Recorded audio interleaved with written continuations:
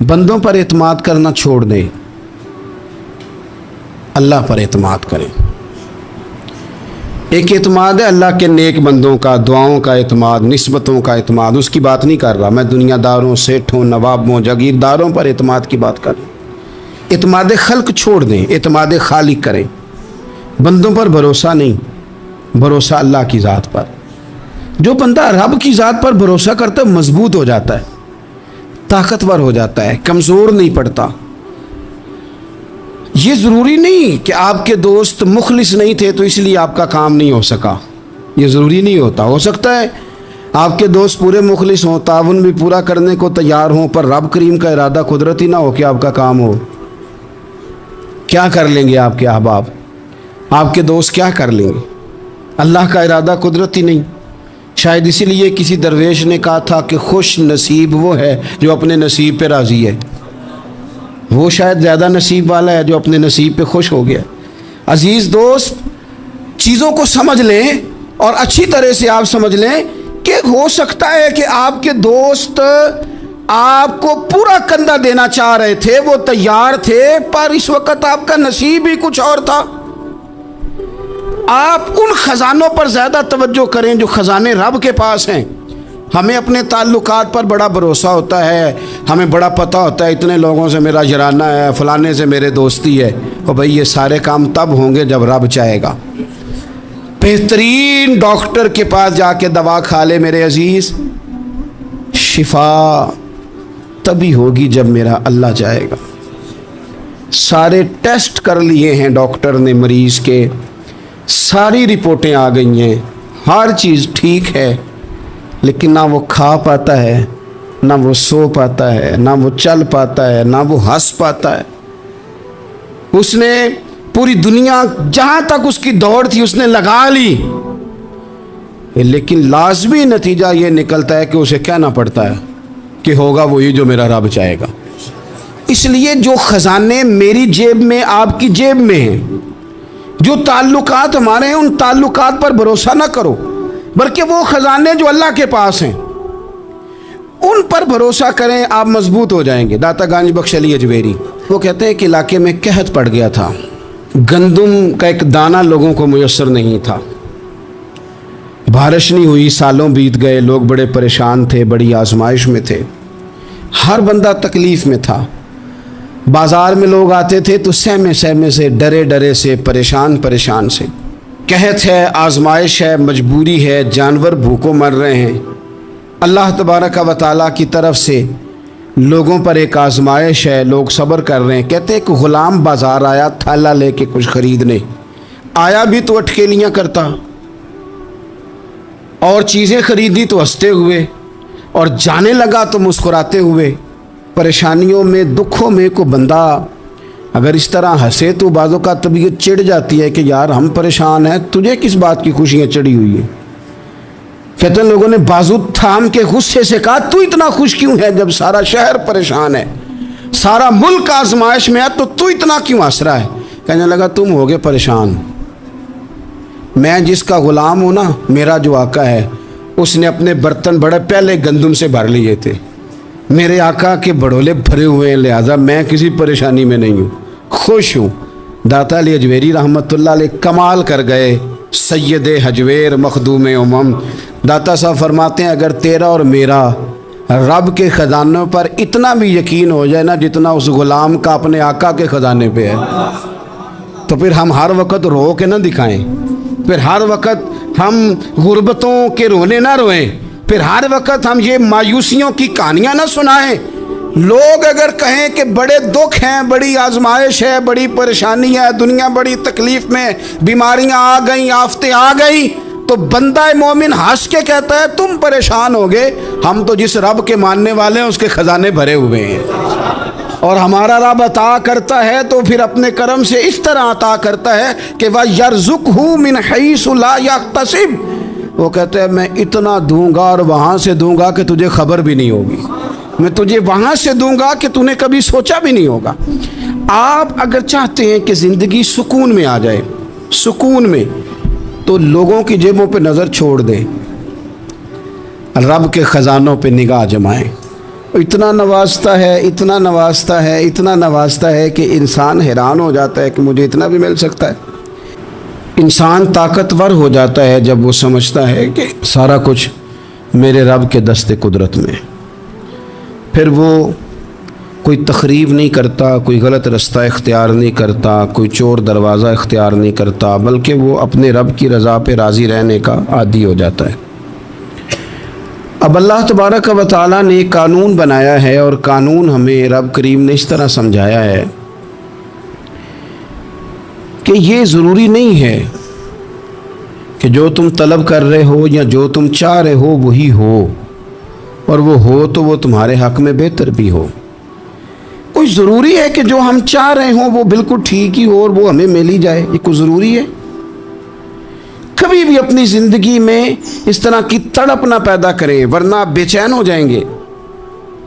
آپ کی زبان پر کئی شکوے آئیں گے، کئی شکایتیں آئیں گی، آپ بہت ساری جگہوں پہ نافرمانی والے جملے بول دیں گے معاذ اللہ۔ بس رب جو فیصلہ کرے اس پہ راضی رہنا سیکھیں۔ فرمایا کل نفس ذائقۃ الموت، ہر جان نے موت کا ذائقہ چکھنا ہے۔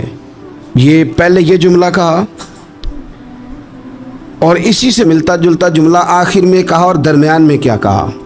فرمایا کل نفس ذائقۃ الموت، ہر جان نے موت کا ذائقہ چکھنا ہے۔ وَنَبْلُوكُمْ بِالشَّرِّ وَالْخَيْرِ فِتْنَةً، فرمایا ہم تمہیں آزمائیں گے، بھلائی کے ذریعے بھی اور برائی کے ذریعے بھی ہم تمہیں آزمائیں گے۔ وَإِلَيْنَا تُرْجَعُونَ، اور تمہیں ہماری طرف ہی لوٹ کے آنا ہے۔ پہلے کہا ہر نفس نے موت کا ذائقہ چکھنا ہے، آخر میں فرمایا کہ تم ہماری طرف ہی لوٹ کے آؤ، اور بیچ میں کیا فرمایا؟ وَنَبْلُوكُمْ بِالشَّرِّ وَالْخَيْرِ فِتْنَةً، ہم تمہیں برائی کے ساتھ بھی آزمائیں گے، بھلائی کے ساتھ بھی آزمائیں گے، صحت دے کے بھی آزمائیں گے، بیماری دے کے بھی آزمائیں گے۔ نرا زوالی آزمائش نہیں ہوتا، عروج بھی آزمائش ہوتا ہے۔ نری بھوک کی آزمائش نہیں ہوتی، زیادہ پیسے بھی آزمائش ہوتے ہیں۔ انسان کے لیے صرف اس کا کمزور جسم ہی آزمائش نہیں ہوتا، اس کا طاقتور وجود بھی آزمائش ہوتا ہے۔ فرمایا ہم تمہیں آزمائیں گے، بس خیال رکھنا کہ وَإِلَيْنَا تُرْجَعُونَ، لوٹ کر تمہیں ہمارے پاس ہی آنا ہے۔ اور میرے نبی پاک صلی اللہ تعالیٰ علیہ وآلہ وسلم ارشاد فرماتے ہیں، رب جب کسی قوم سے محبت کرتا ہے تو انہیں آزمائش میں مبتلا کر دیتا ہے۔ پھر فرمایا اگر وہ اس پر صبر کرے، اللہ کی قضا پہ راضی رہیں، تو پھر اللہ بھی ان سے راضی ہو جاتا ہے، اور اگر وہ ناراضگی کا اظہار کریں کہ یہ مصیبت کیوں آئی، تو پھر اللہ بھی ناراض ہو جاتا ہے۔ اللہ تبارک و تعالی ضرور آزمائے گا، خیر کے ساتھ بھی اور پریشانی کے ساتھ بھی۔ انسان پریشان اس وقت ہوتا ہے کہ جب وہ محنت کرتا ہے تو وہ کہتا ہے نتیجہ میری مرضی کا آنا چاہیے، یہ اس کا سب سے بڑا نقصان ہے۔ آپ رزلٹ کبھی اپنی مرضی کا نہ مانگیں، یہ دعویٰ ہی ٹھیک نہیں۔ بہت سارے لوگوں کو جانتا ہوں جو کہتے ہیں میں بندہ بھی ٹھیک ہوں بھی دیانتدار، محنت بھی بڑی کرتا ہوں، توجہ بھی میری پوری ہے، پر پھر بھی معاملہ صحیح کیوں نہیں ہوتے؟ تو میں کہتا ہوں پہلی باتیں ساری ٹھیک تھیں، آخری والی غلط ہے۔ اس لیے کہ محنت آپ کریں ساری، پر بندے نے رہنا تو بندہ ہی ہے نا۔ ساری محنت کر کے آپ کبھی اس نقطے کو سمجھ جائیں نا کہ 950 سال نبیوں نے تبلیغ کی، ہزار سال انبیاء نے تبلیغ کی، انبیاء نے، رب کے تربیت یافتہ لوگوں نے تبلیغ کی، 2 لوگوں نے کلمہ پڑھا، 4 لوگوں نے کلمہ پڑھا، لیکن میں آپ کو دیانتداری سے بتاتا ہوں کہ وہ کامیاب ہو کے گئے دنیا سے۔ انبیاء کامیاب ہوئے، کیوں؟ اس لیے کہ رب نے انہیں کہا تھا جا کے پیغام دینا ہے، یہ نہیں کہا تھا کہ بندوں کا بدلنا بھی ضروری ہے۔ ہمارے بچے پتہ کیا کرتے ہیں؟ وہ فٹافٹ نہ پریشان ہو جاتے ہیں۔ نبیوں کے ذمہ تبلیغ کرنا ہے، یہ ان کا ذمہ نہیں کہ لوگ ضروری کلمہ پڑھیں۔ ہدایت تو رب کریم کے دست قدرت میں۔ انبیاء خلوص سے، للہیت سے جد و جہد کرتے رہے، لیکن انہوں نے یہ نہیں کہا کہ مالک اتنی محنت کی ہے بندے ٹھیک ہی نہیں ہوتے، یہ نہیں کہا انہوں نے، اس لیے کہ جو ان کی ڈیوٹی تھی انہوں نے ڈیوٹی صحیح کی۔ ہم نے اپنی ڈیوٹی کرنی ہے. پریشان اس وقت ہوتے ہیں جب نتیجہ اپنی مرضی کا مانگتے ہیں. نتیجہ نہ اپنی مرضی کا مانگے, رزلٹ نہ اپنی مرضی کا مانگے. اور جناب پیر صاحب میں فلانا وظیفہ بھی پڑھتا ہوں, فلانا وظیفہ بھی پڑھتا ہوں, فلانا وظیفہ بھی پڑھتا ہوں, دل نہیں صاف ہوتا. تو میں نے کہا یہ تو اللہ نہیں کر رہے ہیں.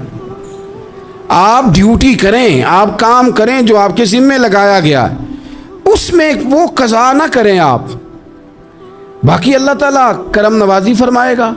دیکھیں ایک بادشاہ تھا, اس کی سلطنت میں نا وہ قوم بنانا چاہتا تھا. ہمارے بادشاہ, ہمارے حکمران قومیں نہیں بناتے, لوگوں کو اپنے حق میں قائل کرتے ہیں.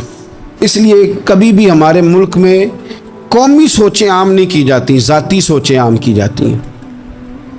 ملی باتیں نہیں کی جاتی, ذاتی باتیں کی جاتی. وہ چاہتا تھا کہ میری قوم بن جائے. اس کا ایک ہیرا سلطنت میں سے گم ہو گیا, تو اس نے اعلان کیا, اس نے کہا کہ جو بندہ ہیرا تلاش کر کے لائے گا اسے انعام دوں گا. ساری قوم نکل کھڑی ہوئی ہیرا تلاش کرنے پر. ادھر بھی لوگ گئے, ادھر بھی لوگ گئے, خشکیوں میں, دریاؤں میں, جہاں جہاں جس کی پہنچ تھی, جنگلوں میں, وادیوں میں, گھروں میں, بستیوں میں لوگوں نے ڈھونڈا. ساری قوم ایک ہیرا تلاش کر رہی ہے. بالآخر سب لوگ جمع ہو گئے ایک میدان میں. ایک بندہ اوپر چڑھا بادشاہ کے پاس, وہ اونچی جگہ پہ کھڑا تھا. اس نے کہا جناب یہ ہیرا مل گیا ہے. اب جب ایک کو ہیرا مل گیا تو باقیوں کے چہرے اتر گئے کہ یہ کامیاب ہوا, ہم ناکام ہوئے.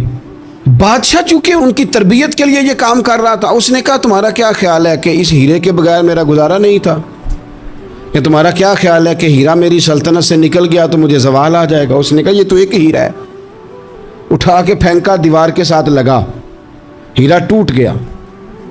اس نے لوگوں سے کہا تمہارے چہرے اترے ہوئے ہیں, میں تمہیں ایک بات سمجھانا چاہتا ہوں, ہیرا ایک ہی تھا, ایک ہی بندے کو ملنا تھا.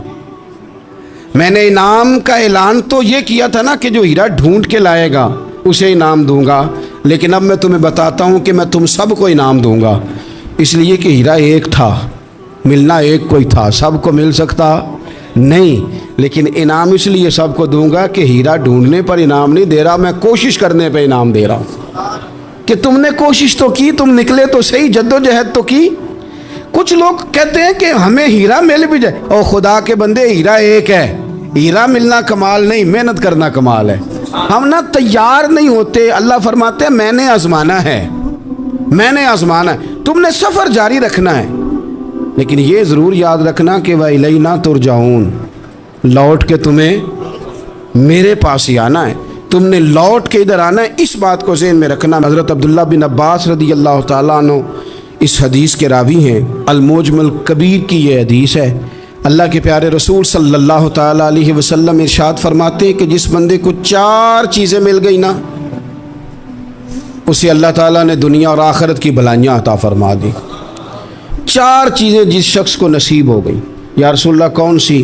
حضور فرماتے ہیں جس کو شکر کرنے والا دل مل گیا, اور کریم محبوب فرماتے ہیں جسے اللہ تعالیٰ کا ذکر کرنے والی زبان مل گئی, اور حضور فرماتے ہیں جسے مصیبت پر صبر کرنے والا بدن مل گیا, اور جسے ایسی بیوی مل گئی جو نہ اس کے مال میں خیانت کرے گی, نہ اس کی عزت میں خیانت کرے گی.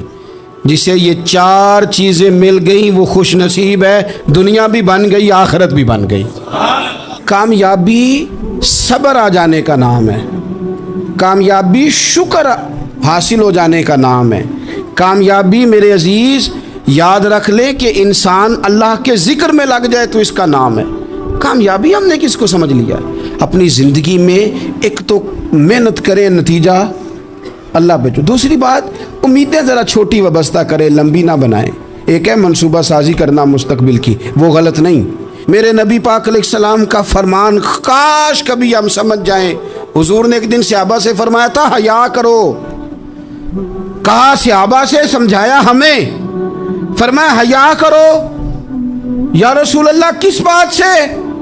فرمایا وہ والا مال کماتے ہو جو کھا ہی نہیں سکتے, اور وہ والے مکانات بناتے ہو جن میں تم رہ ہی نہیں سکتے, اور ان چیزوں کا سوال کرتے ہو جن کی تمہیں ضرورت ہی نہیں.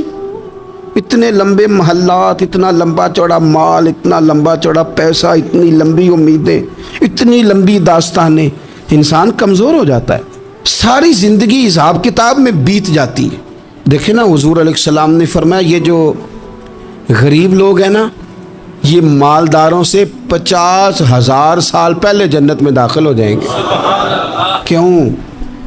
اس لیے کہ جس کے بیگ زیادہ ہوتے